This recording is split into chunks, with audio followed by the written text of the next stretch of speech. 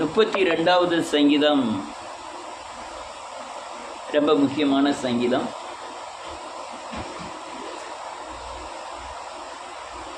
கடந்த நாட்களிலே பாவத்தின்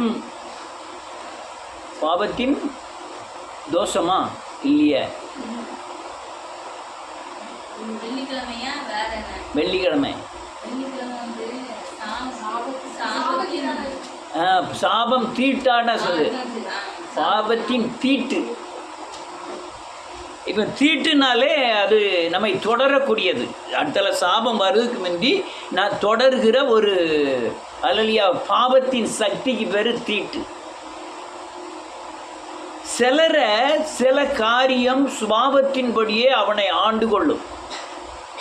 நான் பரிசுத்தமாயிட்டேன், நான் நீதியை கைக்கொள்கிறேன், திரும்பவும் நான் பாவம் செய்யும்படியாய் அல்லது என் பரிசுத்தத்தை குலைச்சலாக்கும்படியாய் என்னுடைய சுவாபமானது மீறுதலுக்கும் அக்கிரமத்துக்கும் உட்படும். அல்லேலூயா. நல்லா கவனிச்சதும் புரியும். இது பாவம். இது என்னது? அக்கிரமமும் மீறுதலும் என் சுவாபம். நான் எவ்வளவுதான் ஜெபம் பண்ணாலும், எவ்வளவுதான் தேவனை நேசித்தாலும், சில நேரங்களில் அறிக்கை செய்த விட்டுவிட்ட பாவத்தை திரும்ப செய்வதற்குண்டான துணிகரம் என் இருதயத்திலே குடிகொண்டிருக்கும். அது என்னுடைய சுபாவம். சுபாவம் அப்படி. ஆண்டவர் என்ன செஞ்சிருப்பாருங்க? அது சபைக்கு போனால் சபை மாதிரி நடந்துக்கிட வேண்டியதான், வீட்டுக்கு வந்தால் வீட்டுக்கு மாதிரி நடந்துக்கிட வேண்டியதான்.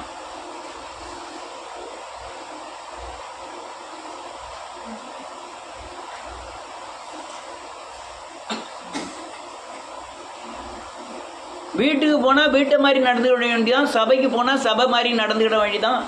அப்படின்னு நம்ம சத்தியத்துக்கு மீற வைக்கக்கூடிய அல்லது தேவ ஆலோசனைகளுக்கு மீறக்கூடிய அல்லது சுபாவம் நமக்குள்ளே இருக்கும். எவ்வளவுதான் ஜெபம் பண்ணாலும் சரி, சிலருடைய சுபாவம் இயேசுவின் அந்த வசனங்களை கைக்கொள்ளாதனால, அந்த சுபாவமானது மாறாதனால திரும்ப பரிசுத்தமானவர்கள் பாவத்திற்கு உட்படக்கூடிய தீட்டான காரியங்களை செய்து கொண்டே இருப்பார்கள். எது தீட்டு? இவங்களுடைய அக்கிரமமும் பாவமும். விட்டு வந்த பாவத்தை திரும்ப செய்கிறது அக்கிரமம். இந்த அல்லலியா வசனத்துக்கு மீறுவது, அல்லலியா ஆவியானவர் ஆலோசனைகளுக்கு மீறுவது மீறுதல். இது ஆட்டோமேட்டிக்காக நடந்துக்கிட்டே இருக்கும். எவ்வளவுதான் தேவன் நன்மை செய்தாலும் சரி, அவர்கள் பாவத்திற்கு உட்படுவார்கள். இது அவங்க மேலே வைக்கப்பட்ட தோஷம். என்னது? பாவத்தின் தோஷம். நாகதோஷம்லாம் கேள்விப்பட்டிருக்கோம். கல்யாணம் ஆகலைன்னா வீட்டில் உடனே எங்கள் அக்காளுக்கு ரொம்ப நாள் நாகதோஷம் இருக்குன்ட்டாங்க. 22 வயசில் கல்யாணம் ஆனதுகளுக்கு கிரேசிக்கே 26 வயசில் கல்யாணம் ஆச்சு. அந்த 22 வயசு கல்யாணமே அங்கே அப்போ ரொம்ப நாளாயிட்டுதேன்னு நினச்சாங்க. உடனே நாகதோஷம்னு சொல்லி ஒருத்தனை கூப்பிட்டு மந்திரம்லாம் செஞ்சு அதில் நாகப்பாம்பு படம் வரைஞ்சி அவளை நடுவில் உட்கார வச்சு, அதுக்கப்புறம் ஒரு கும்பம் வச்சு அதில் தேங்காயை வச்சு அதில் பூ மாலை போட்டு என்னெல்லாமல் பண்ணினான். நான் ஒரு பழம் வாங்கிட்டு வந்தேன் கடையில் போய். அவள் மேலே ஒரு நூலை சுற்றி அந்த பழத்து மேலே சுற்றி என்னெல்லாமோ சொல்லிக்கிட்டே இருந்தால் அந்த பழத்தை நேரம் வெட்டினா உள்ளே தாய்த்து இருந்தது. நான் வாங்கிட்டு வந்த பழம் தான். உடனே தோஷம் போயிடுது அப்படின்ட்டான். இது நாகதோஷம். இங்கே வேதம் சொல்லுது, பாவத்துக்கு ஏற்ற தோஷம் அக்கிரமமாகவும் மீறுதலாகவும் நமக்குள்ளே செயல்படுகிறது. அது எப்போ செயல்படுதுன்னா, இந்த உலகத்தின் சக்திகள் நம்மை மேற்கொள்ளும் போது நாம் அதை ஜெயிக்க பலனற்ற நேரங்களில் வசனத்தையும் ஆவியானவர் ஆலோசனைகளையும் மீறச் சொல்லுகிறது.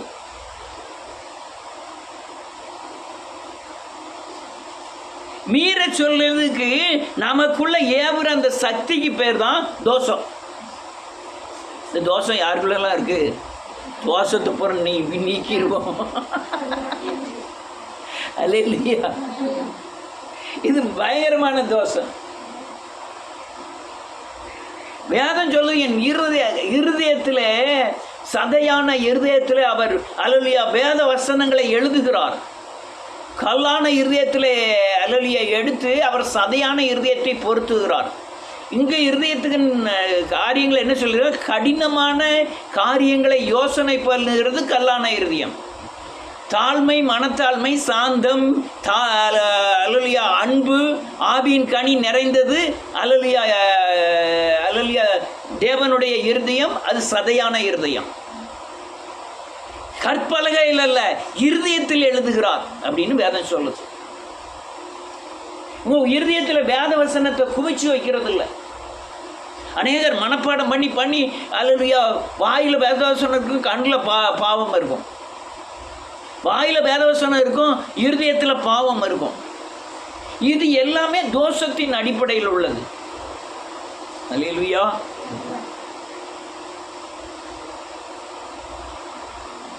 இது எல்லாமே தோஷத்தின் அடிப்படையில் உள்ளது. பாவம் செய்கிற ஆத்மா சாகும். ஆனால் நீ பாவத்தின் அல்லேலூயா சாபத்தின் தீட்டு வரும் பொழுதே, பாவத்தின் தோஷம் இதுதான் வரும் பொழுதே நீ மனம் திரும்பி தேவனுக்கு உட்பட வேண்டும். அக்கிரமம் மீறுதலாய் மாறும், மீறுதல் அக்கிரமமாய் மாறும், அக்கிரமம் பாவமாக மாறும், பாவம் சாபமாய் மாறும், சாபம் மரணத்தை கொண்டு வரும். சின்ன அக்கிரமம் தானே, சின்ன வசனத்தை மீறுதானே செய்தோம்னா அது பெரிய அக்கிரம அல்லேலூயா சாபத்தை கொண்டு வந்துடும். தீட்டான காரியங்கள் அல்லேலூயா நமக்குள்ள கிரியை செய்கிற ஒரு சக்தி. அது சாயல், அதாவது விபச்சாரத்திற்கு தீட்டு கண்ணின் நீச்சை. இந்த கண்ணின் நீச்சை வரும் பொழுதே நீங்க சரி பண்ணலைன்னா அது ஆத்தும விபச்சாரமாய் மாறிடும், ஆவிக்குரிய விபச்சாரமாய் மாறிடும். இந்த விபச்சாரம், இந்த வேசித்தனத்தின் தன்மை என்ன செய்யும்? நம்மை மரணத்தை கொண்டு போய் சாத்துரும். அல்லேலூயா. மரணம் சரீர மரணம் அல்ல, ஆத்தும மரணம். தவிர்க்க இயலாத குறையே தோஷம். சொல்லுங்க. தீங்கினை தரும் அம்சமான கிரியைகளே தோஷம். தோஷம் இது நமக்குள்ள இருந்து கிரியை செஞ்சுக்கிட்டே இருக்கும். இதுக்கு தான் வேதம் சொல்லுது, ரெண்டு எஜமான் உள்ள போராட்டம் நடந்துக்கிட்டே இருக்கும். ஆவிக்கும் மாம்சத்துக்கும் போராட்டம் நடந்துக்கிட்டே இருக்கும். பிசாசுக்கும் பரிசுத்த ஆவிக்கும் போராட்டம் நடந்துக்கிட்டே இருக்கும். நாம் உலகத்தில் இருக்கிறோம், உலகம் பிசாசின் பிடியில் இருக்குது. நாம் தேவனுக்குள்ளே இருக்கிறோம், தேவனுக்கும் நாம் உண்மையாக நடக்க வேண்டியிருக்கு. உலகத்தின் சக்திகளையும் ஜெயிக்க வேண்டியிருக்கு. இரண்டுக்கு நடுவில் மனுஷன் ஆத்மா இருந்து போராடிட்டு இருக்கு. இந்த தோஷமான காரியங்களுக்கு, அக்கிரமங்களுக்கோ மீறுதலுக்கோ நாம் இடம் கொடுக்கும் பொழுது அந்த மரணத்தை பிறப்பிக்கும். அதான் ஆண்டவர் இந்த வேதத்தில் எழுதியிருக்கு, எவனுடைய அக்கிரமத்தை தேவன் என்னது இருக்கிறாரோ அவன் பாக்கியவான். எவனுடைய மீறுதல்கள் ஒண்ணுமில்லைன்னு மூடப்படுகிறதோ அவன் பாக்கியவான். அப்ப அக்கிரமத்தையும் மீறுதலையும் தேவன் நேசிக்கிறாரா? இல்லை. நீ செஞ்ச அக்கிரமத்தையும் மீறுதலையும் மூடிட்டாரு. ஆனால் இனி செய்யாமல் இருக்கணும். அக்கிரமம் என்ன அக்கிரமம்னா என்ன? தேவ சத்தத்துக்கு மீறுதல், தேவனுடைய கட்டளை கற்பனைகளுக்கு மீறுதல், தேவனுடைய நியமங்களுக்கு மீறுதல், தேவனுடைய ஆலோசனைகளுக்கு மீறுதல். இது தோஷம். அக்கிரமம் மீறுதலும் பயங்கர தோஷம். ரொம்ப துணிகரமான பாவங்களுக்கு என்னை விலைக்கு காத்துடணும்னு எழுதுறான். துணிகரமான பாவமே தோஷத்தின் தன்மை. அல்லேலூயா. எவ்வளவு போதிச்சாலும் வசனத்துக்கு மீறக்கூடிய சக்தி இருந்ததுன்னா அது தோஷம். அது தோஷம் என்னைக்குனாலும் உங்களை தீட்டுப்படுத்தாது, மரணத்தை கொண்டு வரும். அதாவது நீ ஒரு பாவம் செய்யும் பொழுது ஆவியானவர் உங்களுக்குள்ளே இருந்து அவர் செயல்படுவார். அதனால தான் வேதம் எல்லாத்தையும் பாவத்தின் கீழாக விற்று போட்டது. எல்லாரும் பாவத்தை செய்து தேவ மகிமையற்றவர்களானார்கள். எல்லாரும் பாவத்துக்கு சிறைப்பட்டு போகிறார்கள். அல்லேலூயா.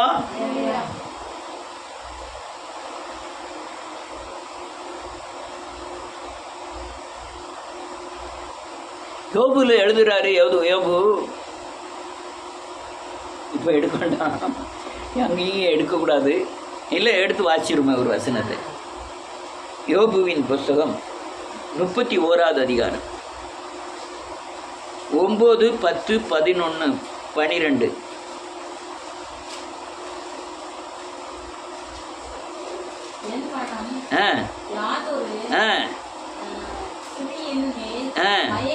மயங்கி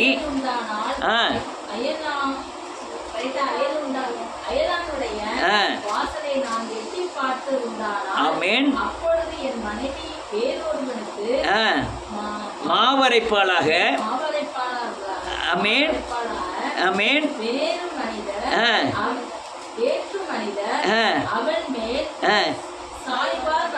வேதம் என்ன சொல்லுது? நல்ல கவனிக்கணும். யோபு என்ன எழுதுறாரு? நான் செய்த பாவத்துக்கு எனக்கு தண்டனை வரும். நான் என்ன பாவம் செய்கிறேனோ அது எனக்கு, நான் அதாவது இவன் வேறொருத்திய கண்ணால் பார்க்கிறான், ஆனால் இவன் மனைவி மேலே இன்னொருத்தன் சாயிறான். அப்போ என்ன அர்த்தம்? என்னன்னா, நீ கணவனானாலும் சரி மனைவியானாலும் சரி, மனைவியை செய்கிற தவறுக்கு கணவனும், கணவன் செய்கிற தவறுக்கு மனைவியும் கரையும் கட்டுறாங்க. இவன் அதுக்கு அடுத்தால எழுதியிருக்கு, அது தோஷம். அது வந்து தோஷம். கணவனும் மனைவியும் செய்கிற தவறுக்கு பிள்ளைகள் கரையும் கட்டணும். கணவன் செய்கிற காரியத்தை கணவன் கண்ணனால பார்க்குறான், மனைவி மாவட்டலாம் அடுத்தவனுக்கு. இவன் செய்த தவறுக்கு யார் கரையும் கட்டுதா? மனைவி கரையும் கட்டுதா.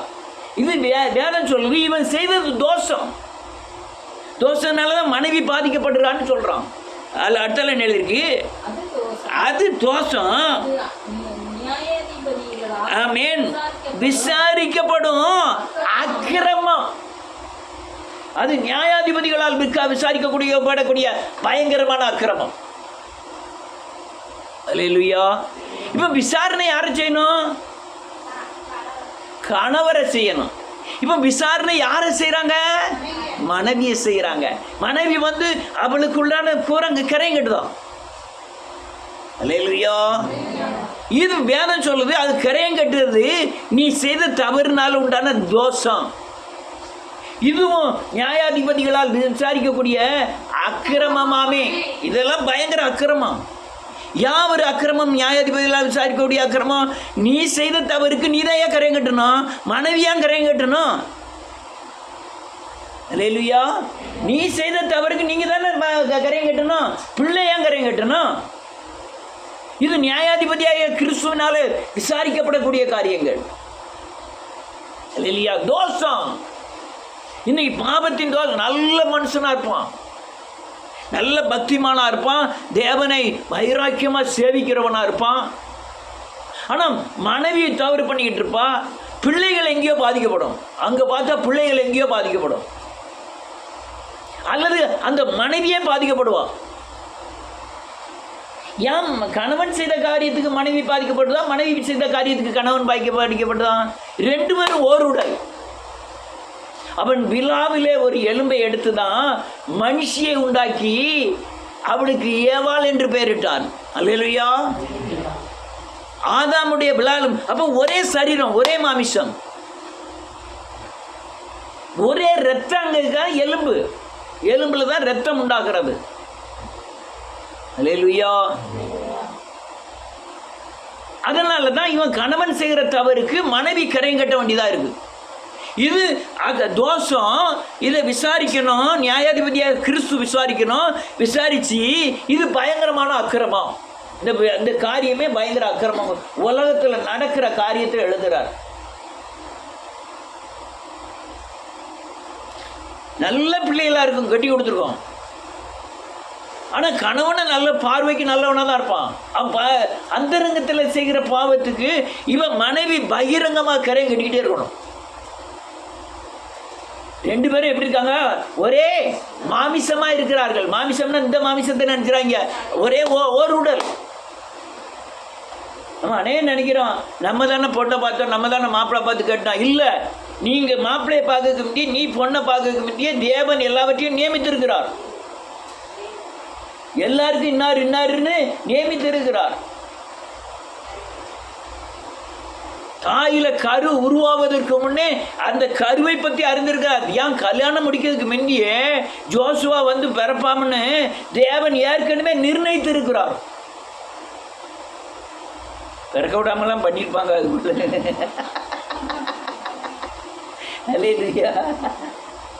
நிர்ணயித்து இருக்கிறார். இப்ப நீங்க என்ன செய்யணும்? நீங்க என்ன செய்யணும்? ஒரு தாய் தகப்பன் என்ன செய்யணும்? ஒரு கணவன் மனைவி என்ன செய்யணும்?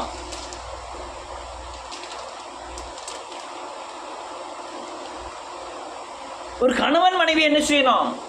கணவன் செய்த தவறுக்கு மனைவி மனம் திரும்பணும், மனைவி செய்த தவறுக்கு கணவன் திரும்பணும், 2 பேரும் சேர்ந்து மனம் திரும்பணும். அல்லேலூயா. யாம்னா கரையும் கட்ட வேண்டியது மனைவி செய்த தவறுக்கு கணவனுக்கு கரையும் கட்டணும், கணவன் செய்த தவறுக்கு மனைவி கரையும் கட்டணும். இது தோஷம்னு எழுதியிருக்கு. அல்லேலூயா, தோஷம். அல்லேலூயா. வேதம் இன்னும் ஒருபடி போய் இது அக்கிரமம்னு சொல்லுது, இது மீறுதல்னு சொல்லுது, இது பாவத்தின் தோஷம்னு சொல்லுது. ஐயா, இந்த தோஷத்திலே தோஷம் என்ன செய்யும்? மரணத்தை பிறப்பிக்கும். என்ன மரணம்? ஆத்தும மரணத்தை பிறப்பிக்கும்.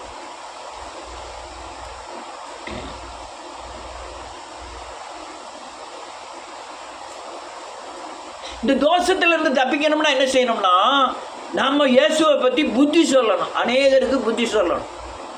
எனக்கும் என் மனைவிக்கும் பயங்கர பிரச்சனை வந்துட்டு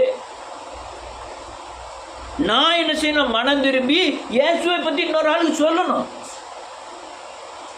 நான் அப்படி சொன்னேன்னா இந்த தோஷத்திலிருந்து நான் தப்பிச்சு கொள்ள முடியும்.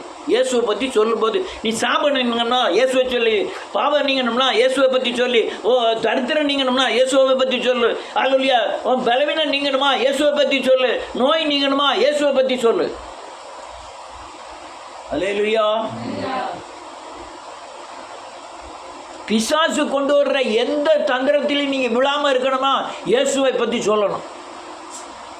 உங்க தாத்தா பூட்டன் அல்லேலூயா செய்த பாவத்தின் சாபத்தின் தண்டனை உங்க மேல வந்து விழுதா, நீங்க மறுரூபமாகணும், இயேசுவை பற்றி சொல்லணும். உங்க இருதயத்துல வேத வசனங்கள் எழுதி வைக்கப்பட வேண்டும். அதுக்காண்டி ஒப்பிக்கிறது இல்லை. எப்ப எழுதி வைக்கப்படுதுன்னா எழுத்துக்கொள்ளும், ஆவியோ என்ன செய்யும்? உயிர்ப்பிக்கும். நீங்க மனப்பாடம் பண்ணி வசனத்தை ஒப்பிக்கிறது இல்லை. அச்சு அடையாளமாய் நாம் சரீரத்தில் மாற்றப்படும் போது தான் இருதயத்தில் எழுதப்படுகிறது அந்த வசனங்கள். தேவன் பிசாசை ஜெயிச்சது எப்படி தெரியுமா? வேத வசனத்தை கொண்டு தான் ஜெயித்தார்.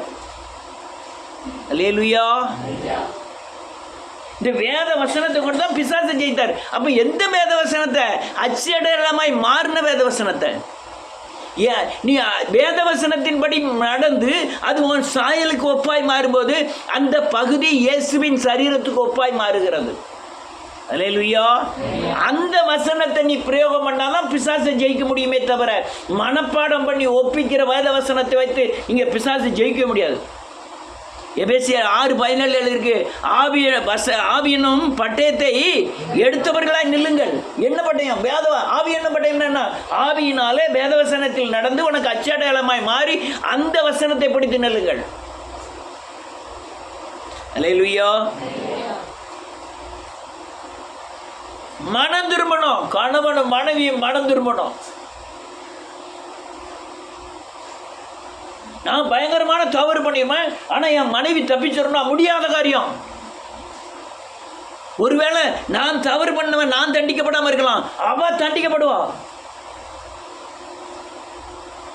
நீ ஒரு ஆள் சொல்லலாம், ஐயா ஐயோ நல்ல பக்திமானதான் இருந்தா, நல்ல வேதத்தில் இருந்தா, இல்லை உங்க புருஷன் செஞ்ச தப்புக்கு தான் நீ கரையம் கட்டுத. மனைவி செஞ்ச தவறுக்கு தான் கணவன் கரையம் கட்டுதான். மனம் திரும்புதல் வேண்டும்.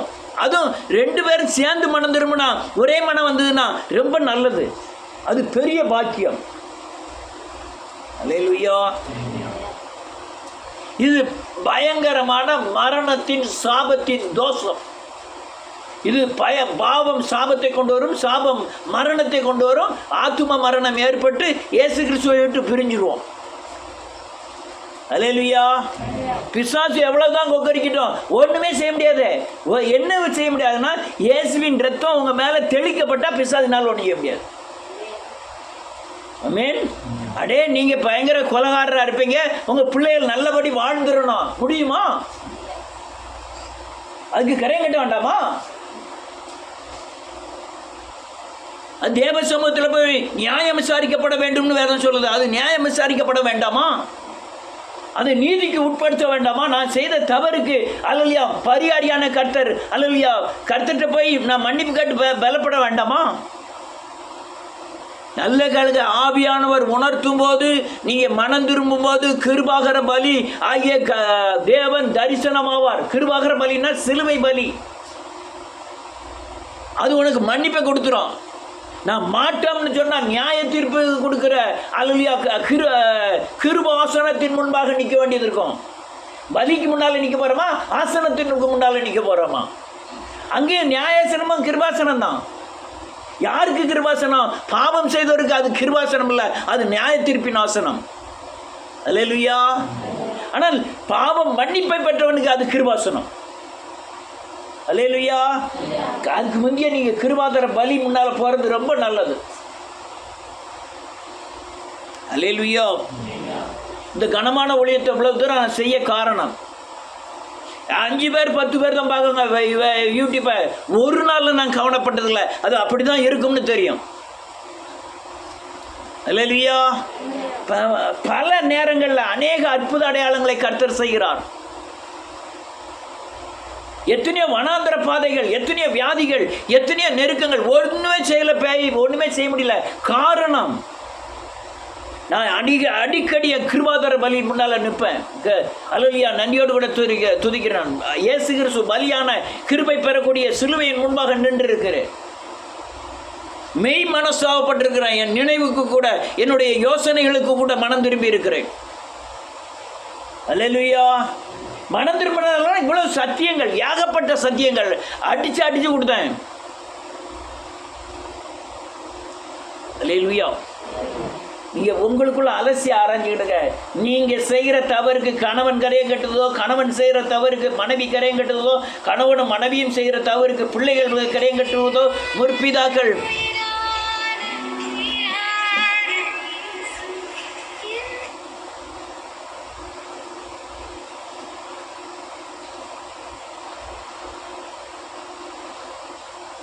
முற்பிதாக்கள் செய்கிற தவறுக்கு அல்லேலூயா நம்ம கரையம் கட்டுறதா வேண்டாம். அல்லேலூயா. நீங்கள் கிருபாகர பலி முன்னால் நிற்கணும். வெள்ளம் போல் சத்துரு வரதான் செய்வான். பார்வைக்கு உங்களை முழுங்குத மாதிரி தான் வருவான். அல்லேலூயா. பிசாசான ஒன்று உங்களை இல்லாமல் போக பண்ணது மாதிரி தான் முன்னால் வந்து இருப்பான். ஒன்றுமே செய்ய முடியாது. இயேசுவின் ரத்தம் உங்கள் மேலே தெளிக்கப்பட்டிருந்ததுன்னா. அல்லேலூயா. துணிகரமான பாவங்களுக்கு என்னை விலக்கி காத்தரலும், என்னை விலைக்கு காத்துரல மாட்டவரே.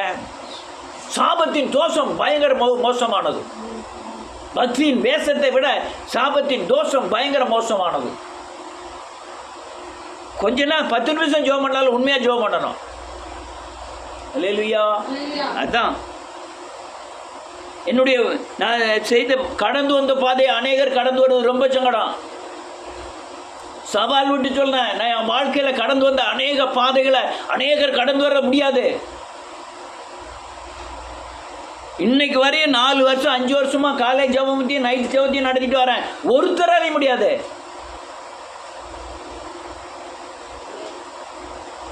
எந்தவித ஆதாயத்தையும் எதிர்பார்க்காம சகிச்சு பொறுத்து எல்லாம் கட்டி எழுப்பி வர்றேன். எத்தனை பேரை? 15 பேர் தான், 20 பேர் தான். அல்லேலூயா.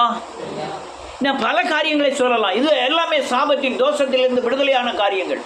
எதுவுமே செஞ்சுட்டு நான் செஞ்சேன், எனக்கு பலங்க என்னால் செய்ய முடிஞ்சது அப்படின்னு நான் நினச்சதில்லை. தேவ கிருபையானது சாபத்தின் தோஷத்திலிருந்து விடுதலையான அது செய்ய முடிந்தது. அல்லேலூயா. தோஷம் மரணத்தை உண்டாகும். இந்த எலிசா நினைக்கிறேன், தேவ புத்திரர்கள்லாம் வந்துட்டாங்க, எல்லாத்துக்கும் சாப்பாடு கொடுக்கணும். உடனே போய் அவன் என்னதுக்கு கொமட்டி காயை அடித்து வந்து அது இதுலேயே இருக்கும். வாசிப்போமா? 2 ராஜாக்களின் புத்தகம் 4ஆவது அதிகாரம்.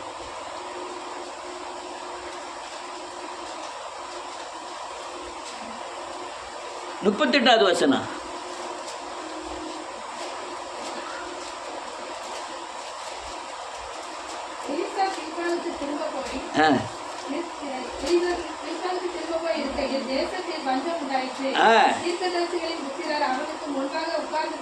ஆமென். ஆமென். கூழ் காட்சி என்றான். ஆமென். ஆமென்.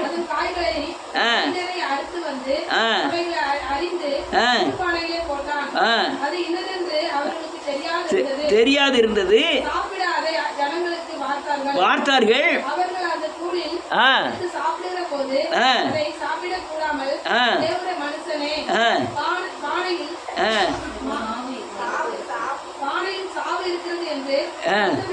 போதும்.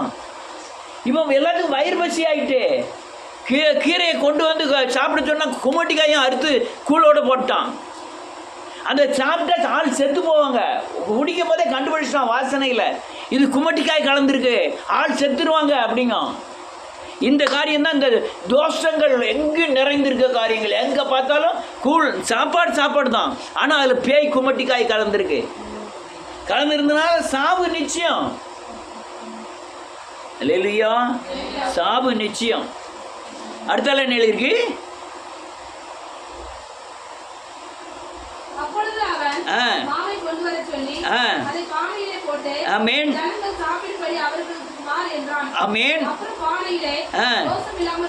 போதும். அவன் கொஞ்சம் மாவை எடுத்து வந்து அந்த கூழோட காய்ச்சி நீ அற்பம் பரிமாறியா அப்படின்னுங்க. அந்த விஷத்தன்மை, கொமட்டிக்காயின் விஷத்தன்மை நீங்கி அந்த தோஷம் நீங்கிட்டு நம்ம வாழ்க்கையில் கலந்திருக்கிற இந்த அக்கிரமம், இந்த மீறுதல், இந்த சத்தியத்துக்கு மீறுதல் காரியங்கள்லாம் நமக்கு சாவை கொண்டு வருகிற பயங்கரமான தோஷம். மாவு என்ன தெரியுமா? பரிசுத்த ஆவியானவர் நமக்குள்ள கலக்கணும், கலந்து பேசணும், நம்மகிட்ட உணர்த்தணும். நீ செய்கிற காரியங்கள் இன்னன்னு உணர்த்தணும், உணர்த்தி உங்களை சரி பண்ணணும். அல்லேலூயா. இது தோஷம், ஆபத்தின் தோஷம். இந்த தோஷம் நீங்கும் வரை நீங்கள் தேவ சமூகத்தில் காத்திருப்பது நல்லது. அநேகருடைய வாழ்க்கையை பார்த்துருக்குறேன். சினிமா நடிகர்லாம் கோடியாக சம்பாத்தியம் பண்ணுவான். ரெட்ட வாழ்க்கை, வெளியே தான் பெரிய ஷோ, ஆனால் உள்ள அந்தரங்க வாழ்க்கை பூரா பயங்கர மோசமாக இருக்கும். எம்ஜிஆர் நினைக்கிறீங்களா?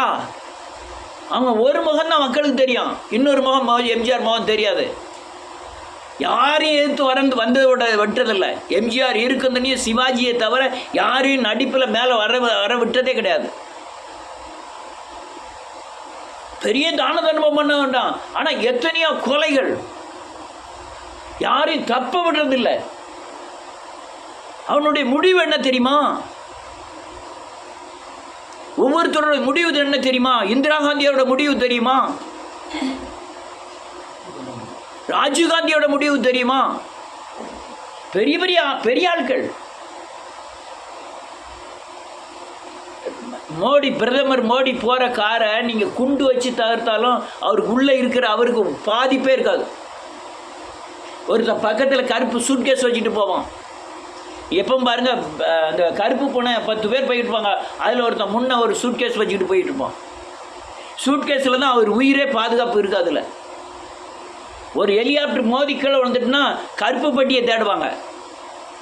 தேடுதாங்களா? கருப்பு பட்டி ஏன் தேடுறாங்க? ஏறின இடத்துல இருந்து அந்த இடம் வரையும் என்னென்ன நடந்ததுங்கிறது அந்த கருப்பு பட்டி சொல்லும். அல்லேலூயா. என்னாச்சு? எந்த பாதுகாப்பும் இருக்காது. நீங்கள் அநியாயம் பண்ணும்போது, அக்கிரமம் பண்ணும்போது, மீறுதலுக்கு உட்படும்போது, அல்லேலூயா, இதெல்லாம் எந்த பாதுகாப்பும் இருக்காது.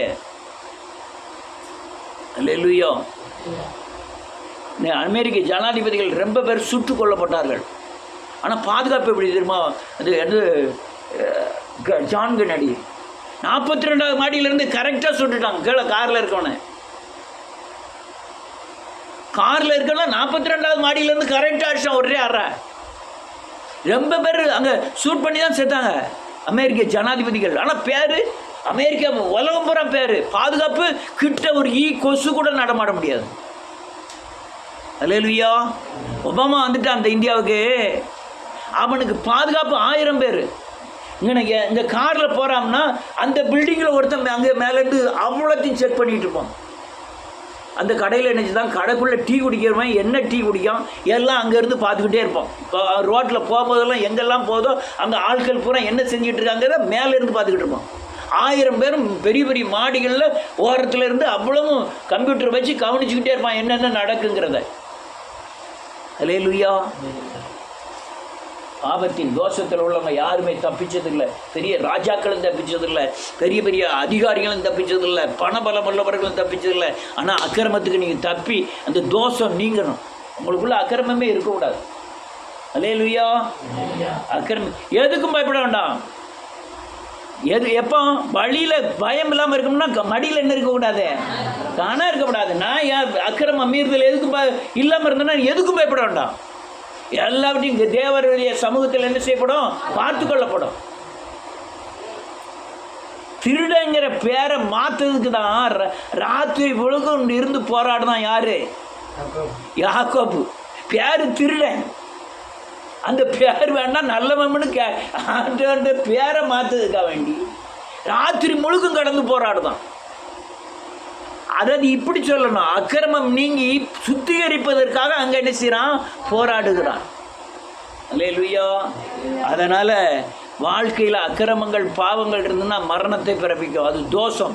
அக்கிரமமும் பாவமும் சாபத்தின் தோஷங்கள், பாவத்தின் தோஷங்கள் நீங்குவதற்காக கல்வாரி சிலுவையின் இரத்தத்தினாலே நீங்கள் கழுவப்படணும். கர்த்தர்